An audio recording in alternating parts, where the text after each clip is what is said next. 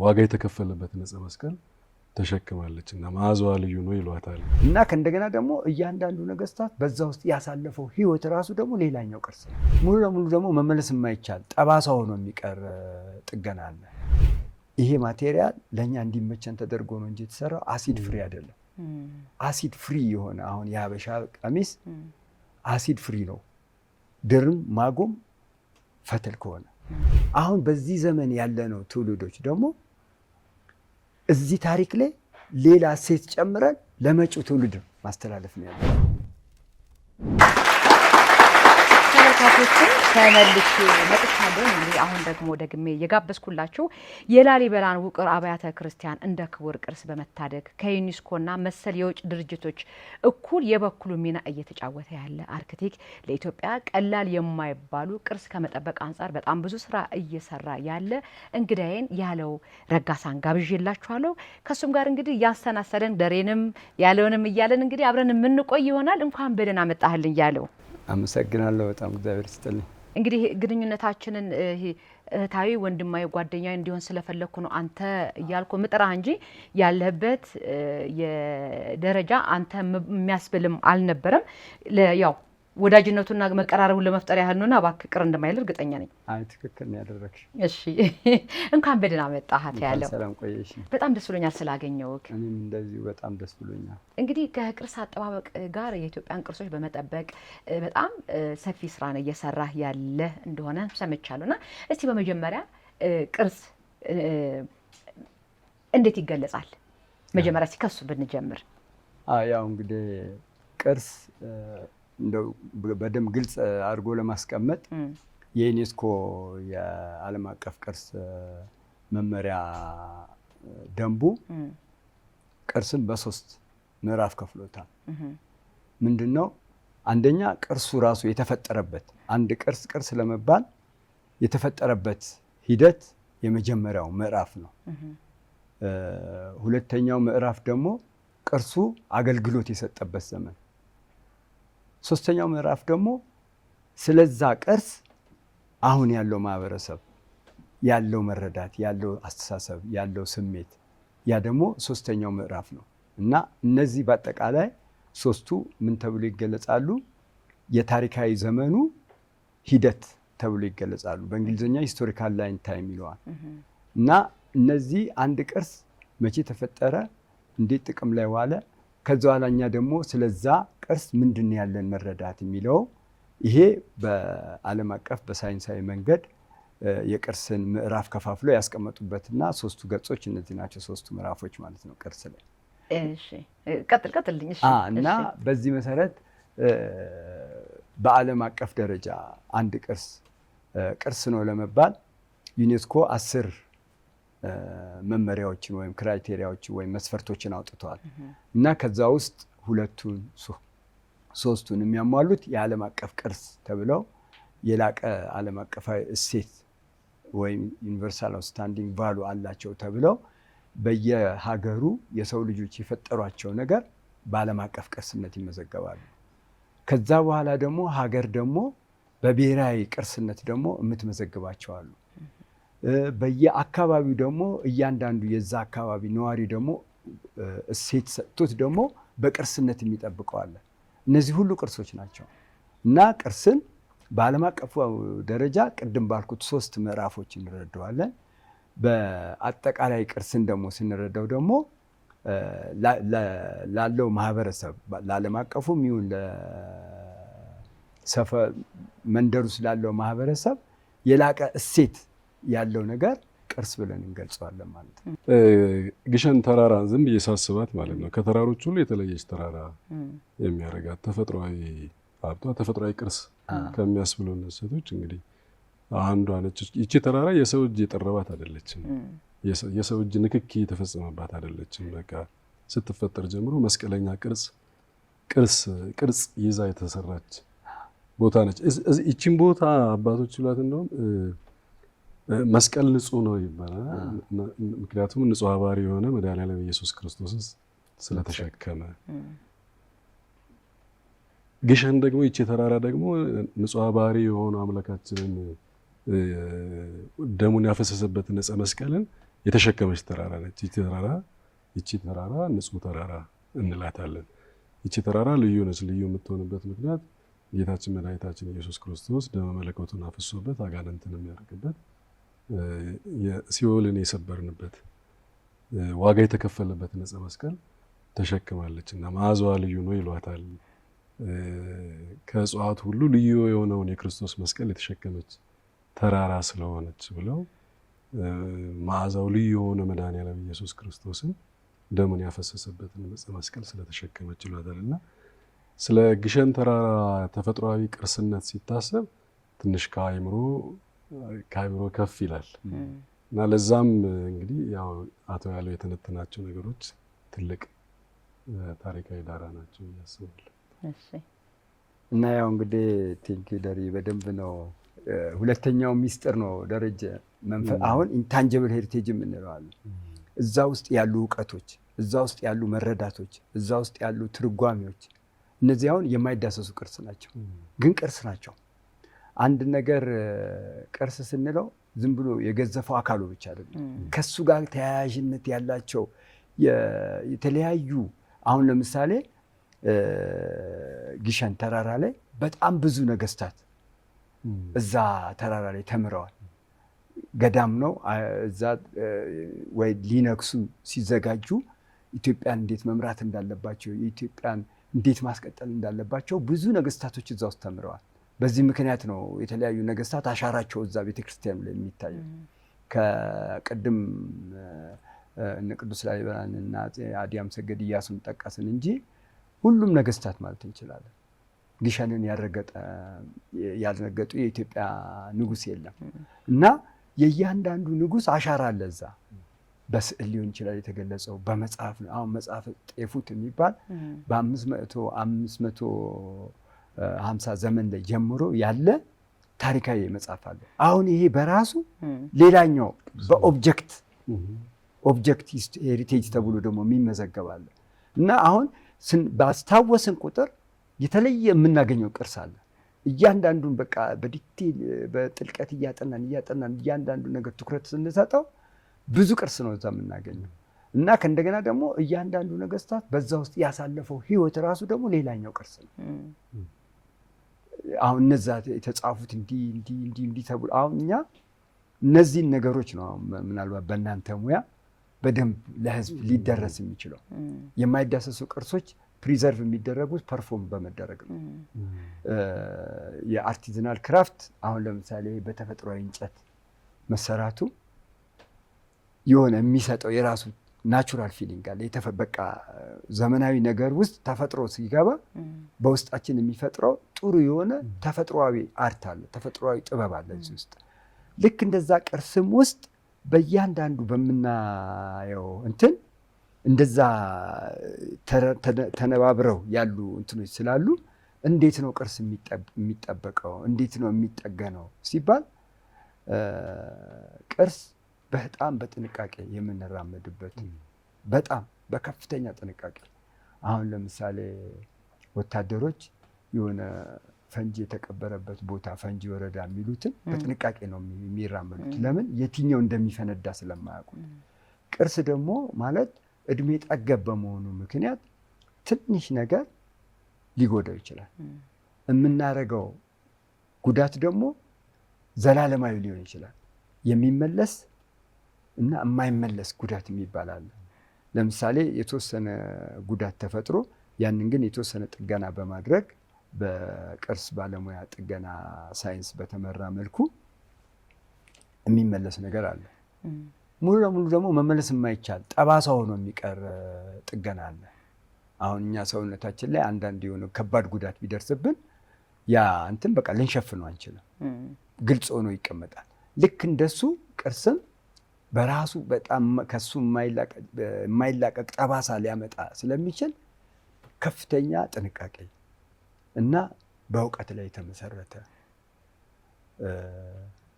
የጥገና ስራ ነው የሚከናወነው በየዘርፉ። ሁሉም ግር ብሎ ሊገባ አይችልም። ቅርስ ላይ በየዘርፉ ነው። አሁን የግሸንንም አሁን በምሳሌ እናንሳትና ለምሳሌ ተራራው ራሱ እንደዚህ በመቆሙ ከተራራው ጂኦሎጂካል ፎርሜሽኑ ጋር ስትራክቸራል ጂኦሎጂስት ነው ኢንቮልቭ ያደረገው። ከእንደገና ከሌሎች ሜካኒካል ፕሮፐርቲ ከሶይል ፕሮፐርቲ ጂኦቴክኒካል ኤክስፐርት ነው እዛ ላይ የገባው። አርኪቴክት ኮንሰርቬተር ስለሆንኩ እኔ እዛ ላይ ገብቼ የሆነ ነገር ላድርግ አልችልም። ከእንደገና ደግሞ ታሪካዊ ቤተክርስቲያኑ ሲጠገን ኖራው እንዴት ይሁን፣ ድንጋዩ እንዴት ይጠገን፣ እንጨቱ እንዴት ይጠገን፣ ኮርኒሱ እንዴት ይጠገን፣ ስዕሉ እንዴት ይጠገን። እዛ ውስጥ የተለያዩ ንዋየ ቅድሳት አሉ በጣም ሂስቶሪካል የሆኑ ግን በቃ በእንዲህ ሰስተን የምንይዛቸው። ለምሳሌ በጣም ታሪካዊ የሆኑ አልባሳት ነገስታት የሰጡት ልብስ ሊኖር ይችላል። እነዚህ ቅርስ ናቸው። እነዚህ ከአያያዝ ጀምሮ በምን ላይ ነው የሚቀመጡት? አሁን እዚህ ይሄ ጨርቅ በጣም ያምራል፣ ጥሩ ነው፣ ግን በጣም ሴንሲቲቭ ለሆነ ለታሪካዊ ቅርስ ግን አይሆንም። ለምን? ይሄ ማቴሪያል ለእኛ እንዲመቸን ተደርጎ ነው እንጂ የተሰራው አሲድ ፍሪ አይደለም። አሲድ ፍሪ የሆነ አሁን የሀበሻ ቀሚስ አሲድ ፍሪ ነው፣ ድርም ማጉም ፈትል ከሆነ። ነገር ግን የፋብሪካ ማግ ከከተትንበት ወደ አሲድነት ይቀየራል ያ ልብስ። በሱ ቅርስ ጠቅልሎ መያዝ አይቻልም። ስለዚህ ከአያያዝ ራሱ ነው የሚጀምረው። እንዲህ ለመያዝ እንኳን የምንሸፍንበት ጨርቅ ከአሲድ ነፃ የሆነ ጨርቅ መሆን አለበት። እያንዳንዱን ነገር እዛም ስራውም ላይ ስንሰራ ለእያንዳንዱ ነገር ትኩረት ሰጥተን ነው የምንሰራው። ለምን? ያቺ ለትውልድ የምታስተላልፈው መልእክት አለ። ለእኛ ብቻ አይደለም። ከዚህ በፊት አስተላልፋለች፣ አሁንም ለእኛ እያስተላለፈች ነው።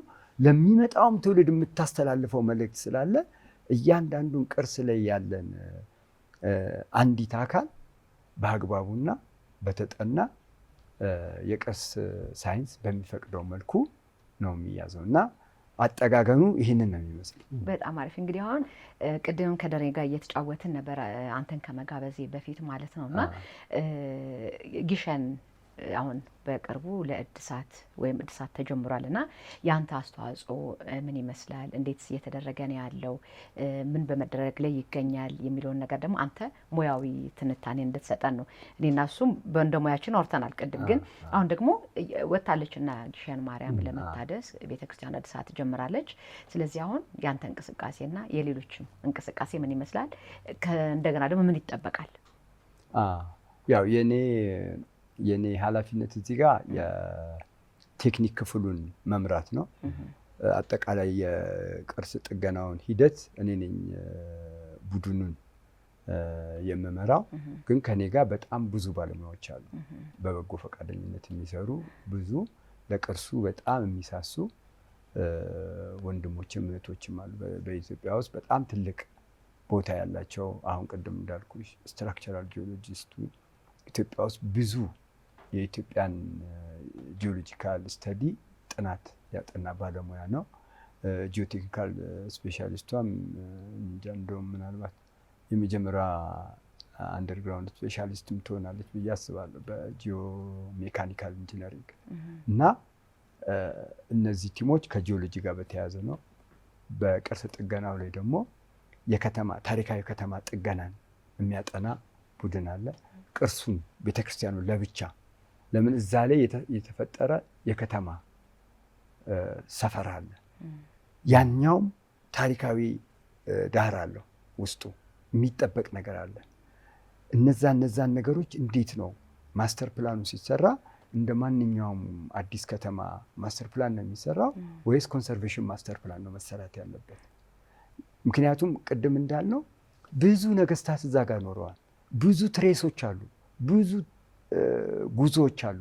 እነዛ ሁሉ በታሪካዊ ቅርስ ጥገና ቋንቋ መተርጎም አለባቸው፣ መብራራት መቻል አለባቸው።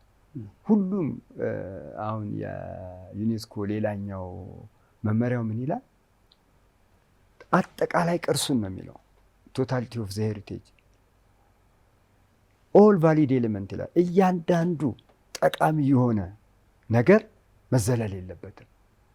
ሌላው ሳይቀር የሰው እንቅስቃሴ እንኳን ሳይቀር ይላል እና አሁን የኮንሰርቬሽን ማስተር ፕላን ያስፈልጋታል ግሸን ወደሚለው እንትን ያመጣል። እዛ ስንሄድ ያየነው ነገር ያነበብነው የነበሩት ያለፉት ታሪኮች ይህንን ኮንሰርቬሽን ማስተር ፕላን እንዲሰራላት ለግሸን ያስገድዳል። ከዛ በኋላ ደግሞ የእመቤታችን ቤተክርስቲያን ደግሞ ያለበት ጉዳት የተለያዩ አይነት ጉዳቶች ነው ያሉት። ግድግዳው ላይ ያለ ጉዳት አለ፣ ጣራው ላይ ያለ ጉዳት አለ፣ ኮርኒሱ ላይ ያለ ጉዳት አለ፣ ስዕሎቹ ላይ ያለ ጉዳት አለ። እነዚህ በየዘርፉ በየባለሙያው ዘርፍ ነው። ስዕሉን የስዕል ቅርስ ባለሙያ ነው የሚጠግነው። እንጨቱን የእንጨት ቅርስ ባለሙያ ነው። ግንቡን የግንብ ቅርስ ባለሙያ ነው የሚጠግነው። ኖራውን የኖራ ቅርስ ባለሙያ ነው የሚያየው። በየዘርፉ ነው እንትን የሚደረገው እና እንደዚህ ስራው ራሱ የግሩፕ ስራ ነው እንጂ አንድ ሰው ሄዶ ከዘፍጥረት እስከ ራዕይ ድረስ የሚጨርሰው አይነት ነገር አይደለም።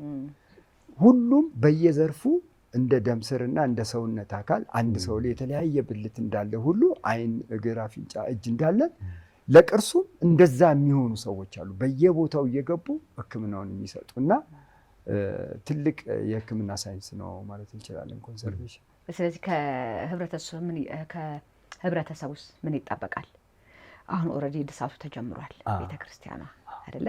ስለዚህ ምን ይጠበቃል ከህብረተሰቡ? እንዴት አድርገን በጋራ እንስራው? ይህ ቅርስነቱ ለቤተክርስቲያን ብቻ ሳይሆን ለሀገርም ነውና ቅርስ ሲባልም የሀገርም ስለሆነ ምን ይጠበቃል ከህብረተሰቡ የሚለውን ነገር ይሄኛው ሶስተኛው ፌዝ ነው።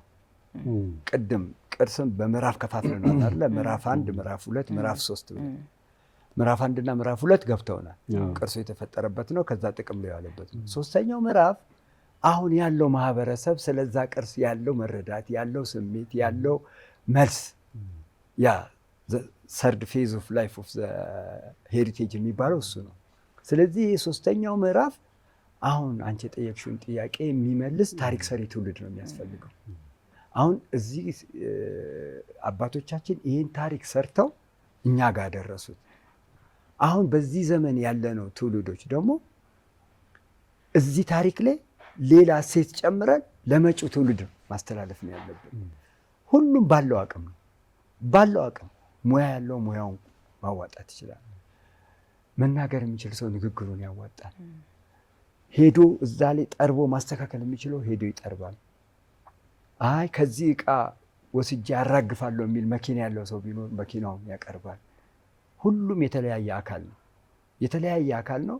ያንን አካል አስተባብረን ወደዚህ እውነት ወደ ታሪካዊ ትውልድ ታሪክ ሰሪ ትውልድ መቀየር ነው እና እንደዚህ ነው የማስበው። እዚህ ላይ ለመጨመር አሁን ምን ይጠበቃል ምን እናደርግ የኋላ ጠብቀው ያስረከቡን አባቶች በጣም ማመስገን ይኖርብናል ብዬ አስባለሁ። ቢኮዝ ይህን ያህል ዘመን እንግዲህ አልጋ ባልጋ ሆና እዚህ ትደርሳለች ብሎ ማሰብ አይቻልም።